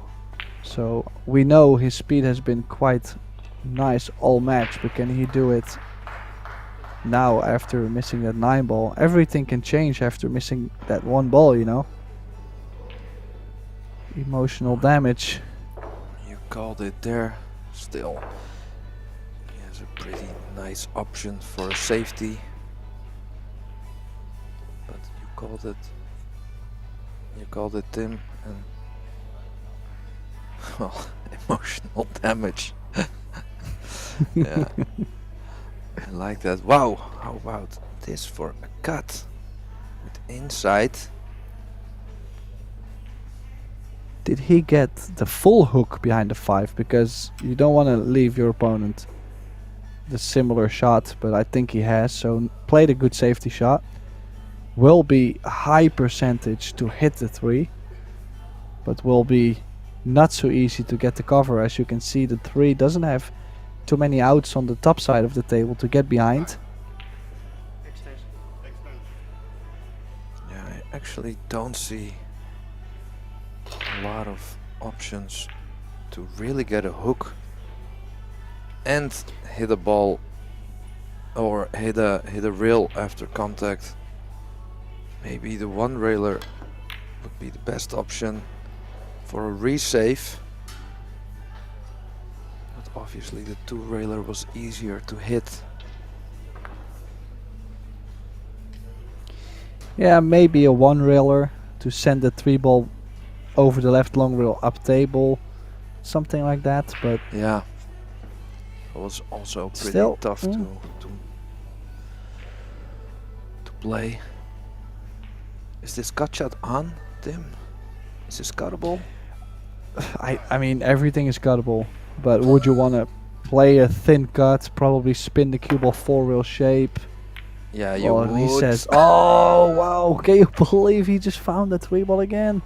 Look at the shape to his left. Oh my lord! How? That's not something I was expecting to happen. He probably wasn't expecting that to happen either. Like, oh boy. Well, with 6 balls on the table, now the chance to make it 7-5 and breaking. I mean, the best thing that could happen for us, of course, like we want to see a close match, something nice and entertaining to watch, not some run-over match, you know. But he tried to play the opposite hand.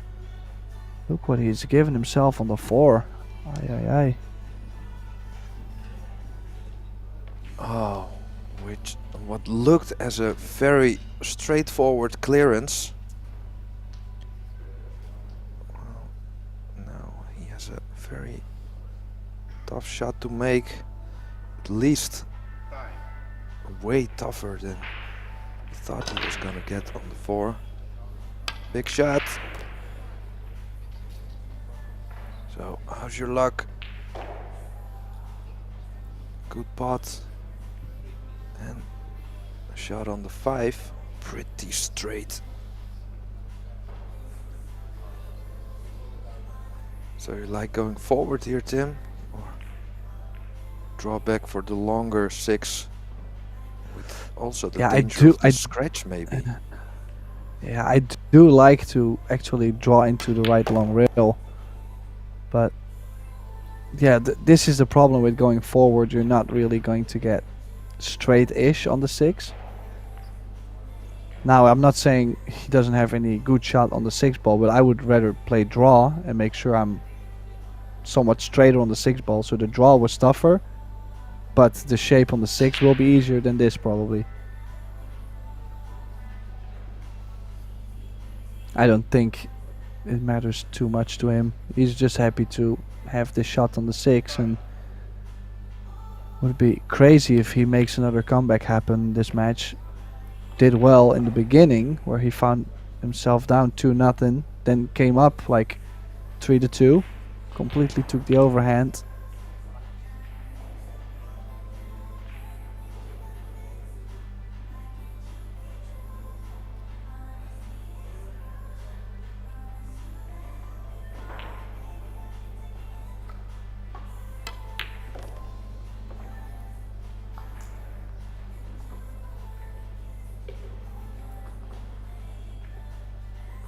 So this 9, and I think, is it Alexander's break after this, Tim?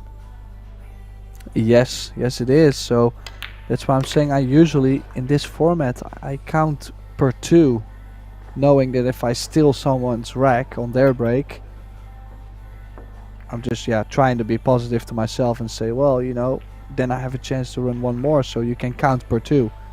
So yes, he made it 7-5, but I'm already in my head thinking, you know, I have a chance to make it 7-6.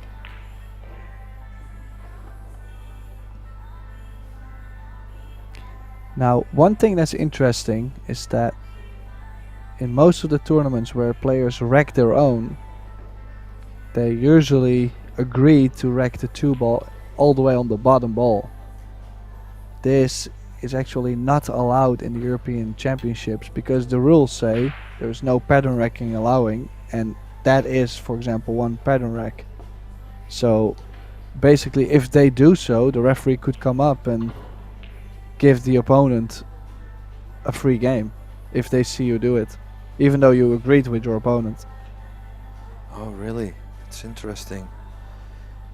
Yeah, actually had some discussions about this recently with some players in our local competition. We wrecked ourselves. We got in a little bit of a strange situation where, exactly like you said, the opponent said I was pattern wrecking for myself, where I was wrecking the 2 on the bottom. With all the I always good knew intentions you were of, pattern wrecking. yeah, well, I actually was pattern wrecking, of course, because I put on the 2 on the bottom every time, but obviously was to be as fair as possible. Yeah, then again, there will always be somewhat of a gray area. Let's see this, by the way. He's made the 3 on the break. Got the shape on that combo. Could actually make it 7-6, and then we are right back into the match, even though we thought it was right over at 8-3. Well, could have been 8-3. He missed the 9 for 8-3, that's what I'm saying. So, and this is what I said earlier, Tim. The only thing I don't like so far about Alexander's game is that he leaves himself pretty long a lot of times.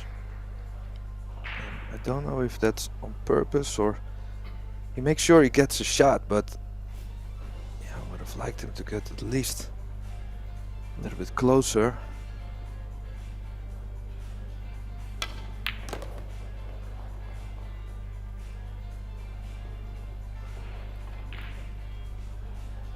How did he land? Did he land straight-ish, or did he land with a small angle towards the 9? That would be bad news. Really tough to say from this angle. Is it available in the...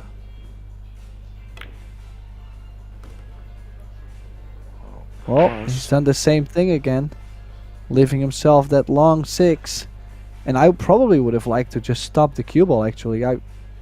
Queuing over the 9. Now he has to play around the 8. So I'm probably playing for the 7 in the right center. Get that stroke out, you know. Just strike the ball, stun it around. Yeah, that's the thing. When you're gonna leave it long anyways, well, just at least not get hampered. Like you said, the stun shot was pretty easy. Now he has to bridge somewhat over the 9. This is missable.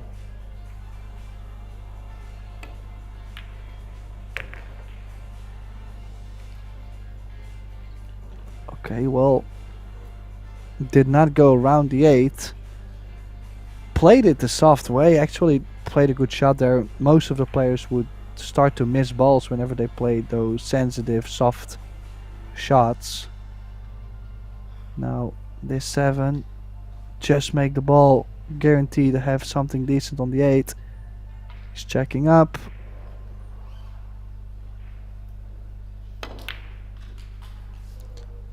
Oh, where's the 7 Oh, going? whoa, whoa, whoa, Where's the whoa, 7 whoa. going? Oh, Oof. oh wow! It ended up. Is he hooked? Oh, and he took away the real first shot, so. Might be still did able he? to shoot. Yeah, I was gonna say, and then send the cue ball 3 rails right after that to get back to the center of the table. You kind of have to go. Yeah, if it's there, you have to go. Definitely. Could be another momentum changer. Oh, he's missed the 7. It Can wasn't you there. believe it?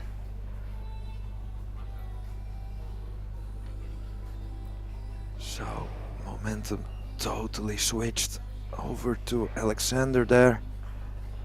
And to be fair, Dennis had some good rolls earlier, also with the 9-ball break, of course. So it's Alexander's turn now. What can he make of it?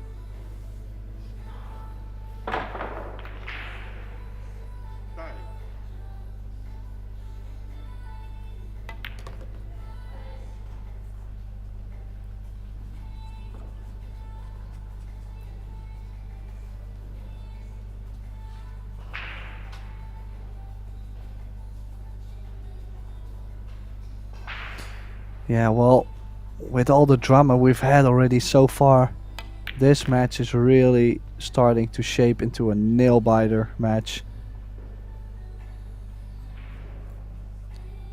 Yeah, we already saw both players cracking a little bit under the pressure. Although, of course, the last shot Alexander missed was pretty tough. Being so close to the rail, jacking up. I got away with it. 7-6. Well, is going to put some pressure now on Dennis's break, because the other breaks, you know, he still had plenty of time to find one of the good breaks to run out and get on the hill. Now it's kind of mandatory to do so. So more pressure. Let's see if he's up for it.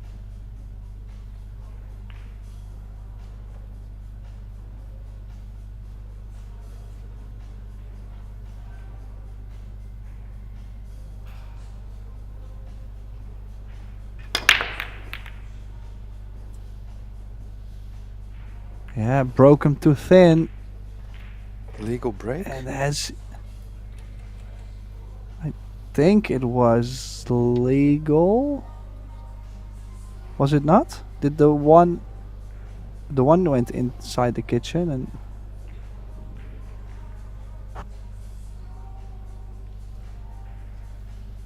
I'm gonna watch it there for a moment and check. well, unless was an like, if illegal he has break. if he has the shape to make the one, yeah, you kind of have to shoot. But if you're like a little bit funny and not sure if the one ball goes, just give it back.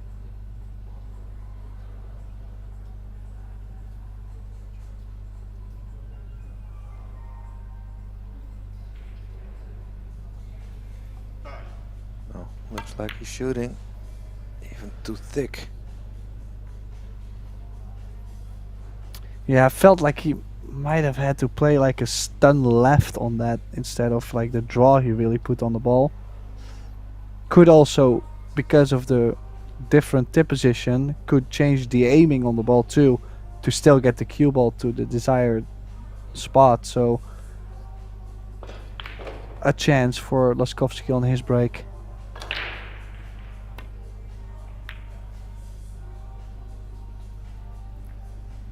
Wow, that looks good.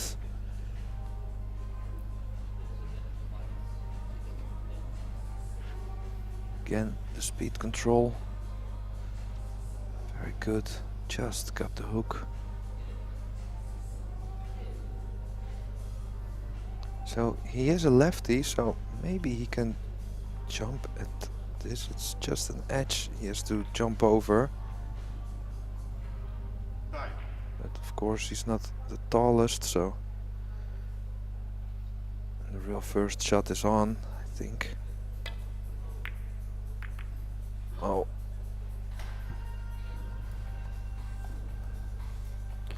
Do you think he was playing the carom on the 7, or did he just catch that too thin? Oh, not sure. It was when he played it, I thought, well, it looked pretty on, like, yeah, I'm not sure. I think if he would have played it, he would have checked it more, like, kind of showed us what his intentions would be, I feel. Well, Laskovsky did put a solid stroke on that one to the side. Shape on the 2-7 combination. This is a must for him to run out. If he doesn't, he could be in big trouble. And he'll know this as well. Oh, he's got the 2 too thin into the 7. Yeah. So back to the safety again. Or Tim, I mean, there is space. You're pretty close to the 2. Are you there cutting at this? I'd rather bank it to the top right corner. then cutting this to the left. Or you mean cutting to the right? Yeah. Like you can go with a little bit of inside. You can go, you have a lot of space. Tree ball is pretty close to the rail. He's obviously listening to you, of course.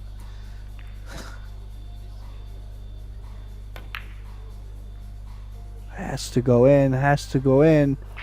Oh, he's just missed it. And the worst thing is, he's played a good cue ball too, checked it back, knowing that if he didn't make the 2, he would probably leave a long, tough shot. But the 2 has just stayed in front of that corner to where it is well enough. The opportunity is definitely okay enough to go for Alexander. So on this new equipment, Tim, can you play this just some like a tip of right side to go one reel down? Well, probably. Oh, look at the cue ball. Is he on the scratch? Is he on the scratch? No. I did feel like well, probably more than a tip inside, but I think he definitely was able to check it. So this was kind of wild, the option he just played. Now I'm wondering, early in the match, he chose to play safe on this kind of shots, where he felt like he was going to miss them. Now I have a feeling he's kind of shooting at everything.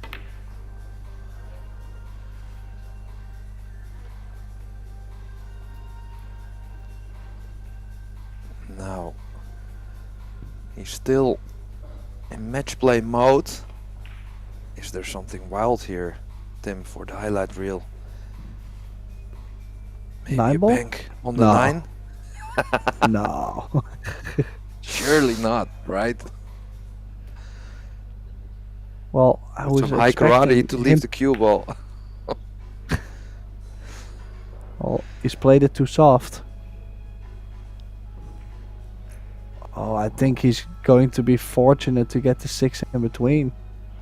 Did he get enough of the 6 in between? If he has, he's kind of lucky because I feel he was trying to get the 4, 8, 5 in between. Yeah, he has it. Wow. Now, I don't mind to kick at these 2 rails. Like anything you catch on the... Like, if you catch it full, or like full to probably 70% full, there's a good chance to have the 3 behind the 4, 5, 8. Oh, yeah, this route he had to hit it so thin. So another chance for the German, and this time, if he gets shape on the 4, wide open to still get the match 8-6 and on the hill. What a nail biter. Both players fighting for their lives. You could really see the tension in this match. Look at the spin.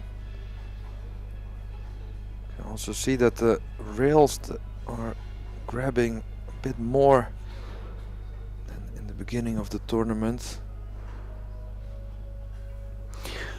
Well, you gotta say, for this being the 9th day of action, every day, the tables they get, what is it?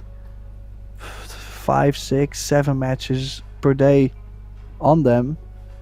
I felt like they stayed new for a long time. I didn't really see too much of a bounce on the rails. The tables have been looking quite consistent so far. Yeah, they do, and I think it's the same tables as at the Dutch Championships, I think, right? Yes. So you actually played a lot on that table, being, of course, as you're one of the good Dutch players.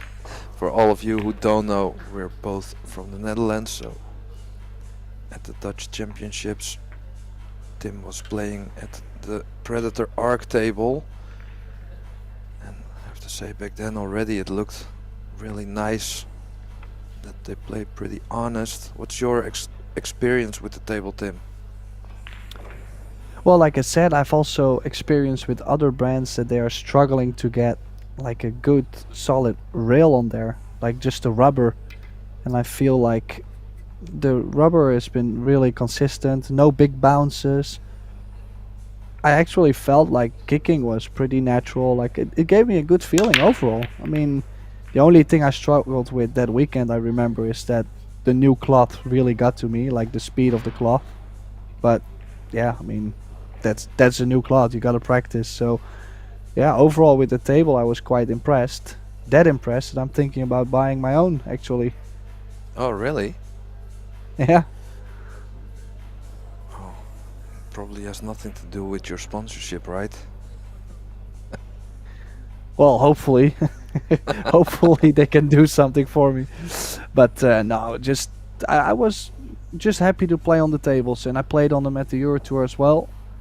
There, I did not play too great, but still I enjoyed playing on the table, and that's the main thing. You know, you want to look at the table and say, "Oh, I'm itching to play." You know, it looks good. It seems to like react nice. Gives you that feeling to wanting to play. So, went for it, made it, but played it, I don't know, like cue ball is a little bit close to the rail where I'm not sure, did he not go for it or just played a bad cue ball? Yeah, I was gonna say I like the fact that he went for it, but could have also played a closer shape to the 2, right? Yeah. Oh, big shot, But- 9 ball, oh! wow. So, created, played a great pot, but created a new problem. So, I have to find a way to open up that 5-9. Still a hard shot on the 3 first.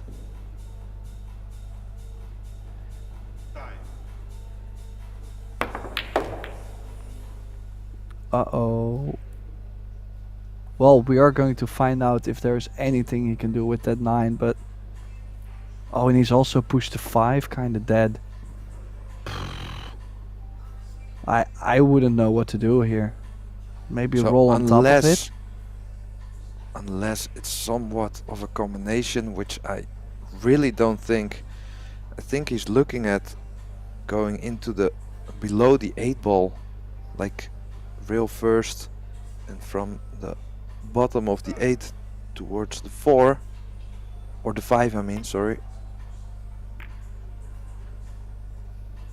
Oh, I totally was mistaken with the colors there, excuse me. Sometimes it's a little bit tough on the screen. Orange. Did play a pink. good shot there actually, going slightly real first. Once in a while you will find yourself scratching there though, so that's the big risk on that shot, but played good speed. Difficult position on the 4. I don't really think there's an easy safety except for nicking the 4. We all know how tough that is. Yeah, could easily miss it. Yeah, caught it thick. Has left it on. Is Dennis able to play a bump on the 5 possibly? Yeah, he's looking at that now. The hard thing is all the balls around it make it a little bit tougher for him to get easy shape. So maybe go for a little bit of a thicker contact on the 5. Let it go a little bit on the table. Please give you a chance.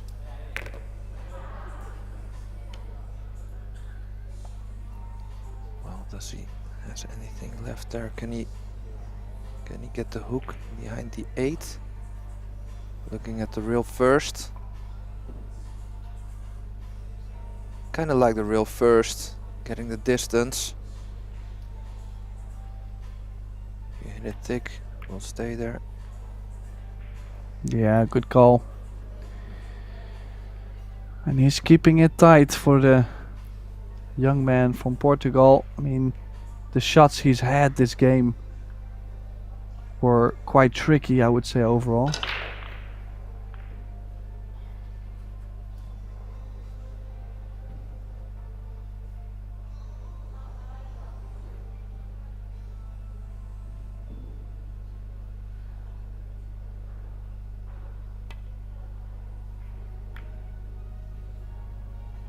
Well, that Yeah, was very difficult.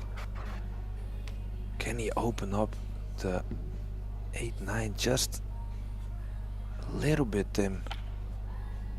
With inside spin, just nudge one of the two and still have shape on the 4 or on the 6. Otherwise you have Yeah, to go or you with consider playing more pace. Run full into the 9. Both of them are tricky. well, he tried it. Is he okay? Yeah, how did he land on the 6? Oh, he's great on the 6. He's plumb. This cut this in, you're guaranteed on the 7. Whatever you do. And the 8 and 9 already. Just don't do anything weird. Played it positive also, went up and down. So 3 balls for a place in the last 16 in this well fought battle.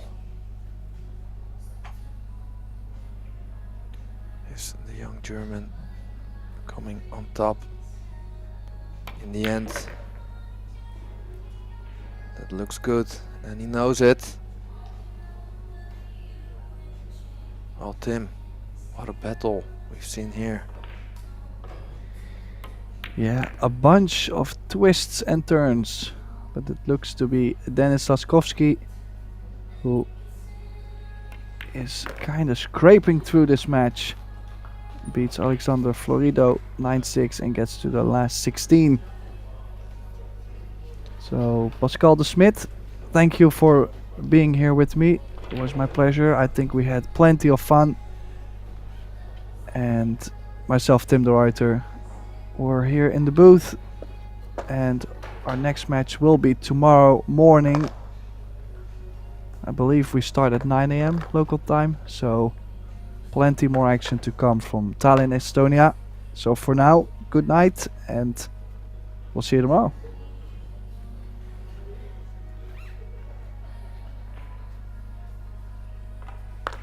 Is this your job, Dennis?